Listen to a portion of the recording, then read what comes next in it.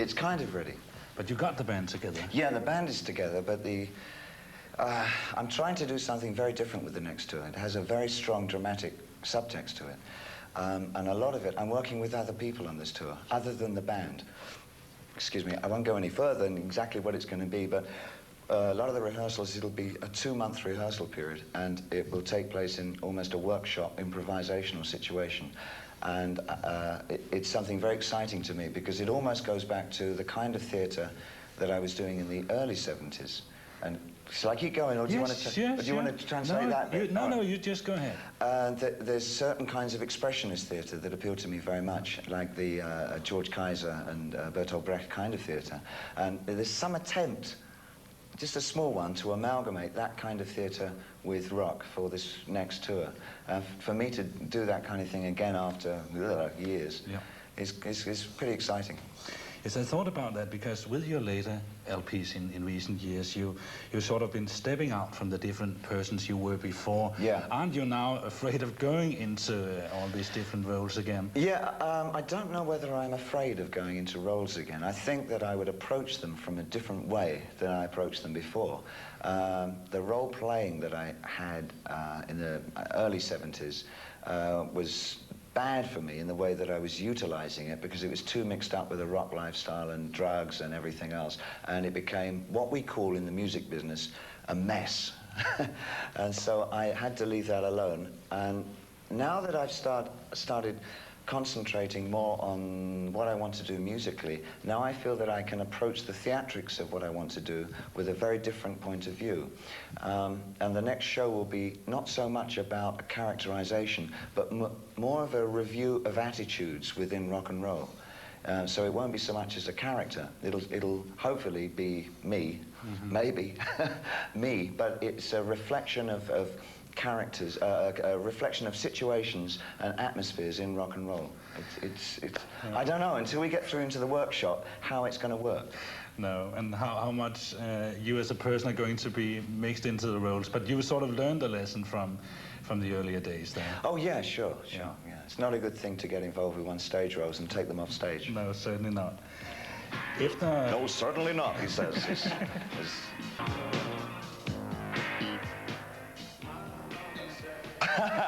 Oblique Strategies, yes, Brian Eno.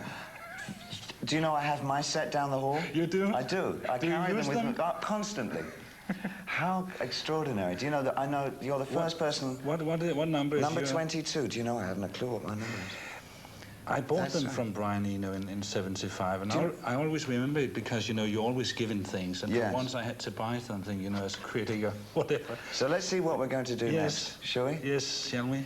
Yeah. Should we tell people what these are? Yeah. These are a set of cards that were devised by Brian Eno and Peter Schmidt. Peter Schmidt is a painter and a thinker, conceptualist.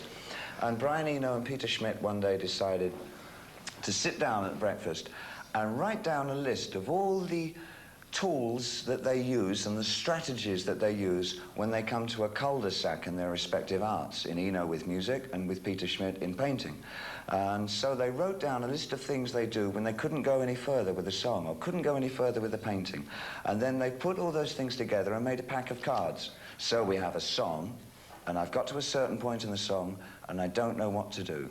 I refer to the cards, and my card tells me, consult other sources, either promising or unpromising. Right. So you get a series of situations. There are no rules for using these cards. Consult other sources. Okay, so that's maybe what I should do. I have this song, I don't know what to do. Consult other sources. I'll go to a book of paintings and I'll start looking through the work of Marcel Duchamp or Picabia, or maybe go to some other area, or look at some stage settings by Diaghilev period or something like that. And there may be something in that work which will then give me a clue or give me a breakthrough. Do you understand what I mean? Yes, of course you understand what I mean. Oh, here's a lovely one. Just carry on. So we'll do that. Okay, just carry on. We'll just carry on. These are wonderful cards if you can get a set. Yeah. Yeah. Like you, David, I'm a father to a teenage son, and I find it very interesting to watch what they're into also when it comes to music. It's fascinating. I don't know, my son is into like rap, DMC. Exactly, Run DMC, Beastie Boys, hip-hop music. Yeah. It's exactly, how old's yours? 15, I guess, yeah. It's exactly what my son's into. What do you take that they're into music, especially like rap? I think it's because it's not quite accepted by everybody else. It doesn't have an acceptance level. And I think kids, it's very important for them to discover a world at that age that they can truly identify with and say is their own world. And because they still have a problem relating age and maturity to being one consistent thing in life, that although we're all different ages, we are all human beings. It's not quite in place yet when you're 15 years old. For them, there really is a big difference between, for them, for you and I, well, I don't know how old you are. How old are you? 41. Right. So for us, the difference between 40, 41 and 35 or even 28 is no big deal. But for a 15-year-old, the difference between being 15 and being 13 is immense. It's massive. And so every few years they have to keep redefining their world. I think that's why they go for a kind of music that is essentially theirs. And as soon, of course, as soon as it's accepted, it's no longer important. No. They must find their own secret world all the time. Certainly. I'd take that when they go into rap music as a great compliment, because I thought of find it like blues music of today. Yeah. It's on the streets, right? And exactly. It deals with their problems. Absolutely, yeah, it does very, very much, and it's very hard now to find music on the mass media that really does deal with teenage problems anymore. And rock and roll is no longer theirs. It never was there. They weren't interested in it. It is our music, us 40-year-olds. Yes, right. It is essentially our music. For them, for teenagers, they now have another kind of music. But it sounds like my father used to say, oh, that music's just teenagers' music. Yeah, it is. No, it's 40-year-old music. Yeah, it certainly is. Now...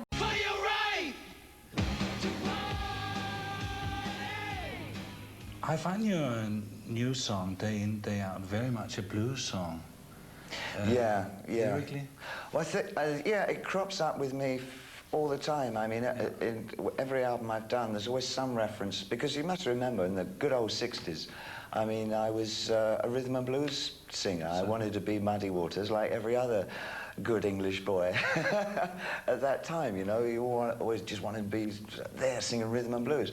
But that's always carried, whatever I've done, it's a return to the blues or rhythm and blues somewhere. Yeah.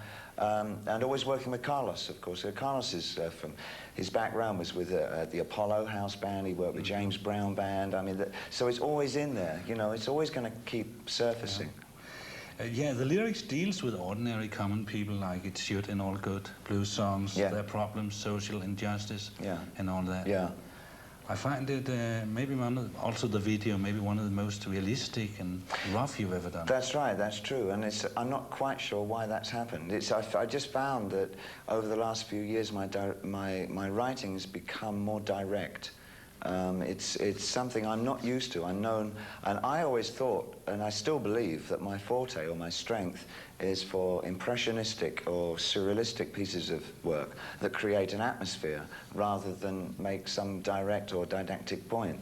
But now I've discovered polemics, and I've realized that you can be fairly clear and concise. I'm not sure how good at it I am. I feel like a beginner in that area. So for me, it's a new adventure. If I'm experimenting, then for me, I'm experimenting in that area, because I've never done that before. But I like what's happened with Day In, Day Out, with the combination of the video and the song. I think it's a strong piece of work, and I think it says what I meant it to say, you know. We're going to see... I never thought of myself as a Joe Strummer, you know, but it's like, I feel positive about that. I feel that's a strong piece of work. It certainly is. But I think we're going to show the video now, David, and once again, you're on the street. Most of your videos lately have been street situations. Yeah.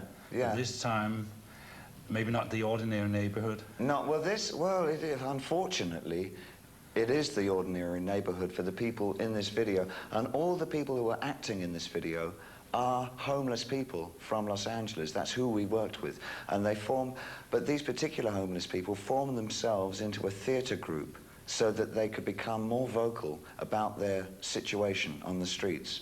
And I saw their production in LA. They have a little house there where they put on their performances for anybody who wants to come and see them. They're called Skid Row Theatre, and it's fascinating. They put their problems forward in songs and little review and little situations and monologues, and they all contribute. There's about 20 to 30 of them, transient because they are a transient group, and they come in and out and project their problems like that. And I wanted to work with them very much, so I worked with them. And the police in this video are the Los Angeles police. And the machine that they use at the end is their machine for pushing down houses. And the sign on it, which says, "Have a nice day," is the sign the LA police put on the end of that machine. And I said, you know, this is a video and it's going to be on screen. You don't mind it coming through somebody's window saying, "Have a nice day." They said, "No, no, it was a very funny joke, you know." So I said, "Fine, you know. That's your problem, buddy." So we just left it in the video.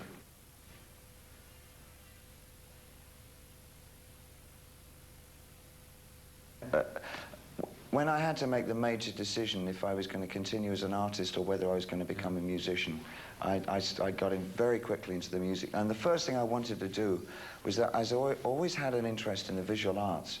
That slipped over into theatre as well. And so what I wanted to do always, I knew that I wanted to amalgamate theatre with rock and roll. And that was the one essential thing I wanted to do. So I threw myself into every kind of theatrical experience, and I went to see everything I could. And I went to meet everybody I wanted. I just knew I had to meet people, see what the experiences were like, everything I could get hold of, everything, every element, assimilate everything, so that I had some kind of foundation for knowing, okay, this is my paint box. Now what do I paint with all this stuff and all this information? Yeah, because you took quite another direction than the other British blues-based bands like the Stones and the Who. Yeah. You went quite another direction. Yeah, I wanted to get... Absolutely, I wanted to get into multimedia things, and I went and worked with Lindsay Kent Mime Company for 2 or 3 years. I wrote him songs and he taught me mime, and we went on tour a few times. I mean, all those things were incredibly essential to me, and to go and see things like the Living Theatre and the Bread and Puppet Theatre, all that stuff, and Fritz Lang's Metropolis, and all these images came at me. Yeah. It was very exciting. Yeah, and you were aware in yourself that you want to go in that direction? I wanted to, I didn't know how it was going to turn out. If I'd known today what I knew then. But I knew it was going to be an exciting adventure. Good. I think, David, this is an appropriate place to end off. Should we take a look at Stockholm right Let's now? look at Stockholm and look at this poor boat, which is still stuck there. Okay. I can't quite read it. Prince Carl Philip, is that right? That's correct, yes. Yeah. I don't know the... But earlier, it was very beautiful here. It was very, very sunny, and that's one place I would like to have been, on that boat, cutting through. I still haven't found out, essentially, how that boat gets through that ice flow. No. Does it cut its own way through, or do they just leave it there for the winter? I think they'll leave it there. Ah. I'm not a native born Stockholm. Thank you very much, David. It's been my pleasure. So I've enjoyed being here. Thank you very much. Goodbye. We didn't even get the date for your concert. Oh, yeah, yes, yes. Thanks very much. Thank you, Dave. Thank you. Thank you, gentlemen. Thank you. Thank you. I didn't bring cigarettes this time. No. Just matches. I'll take those. Okay. Bye-bye.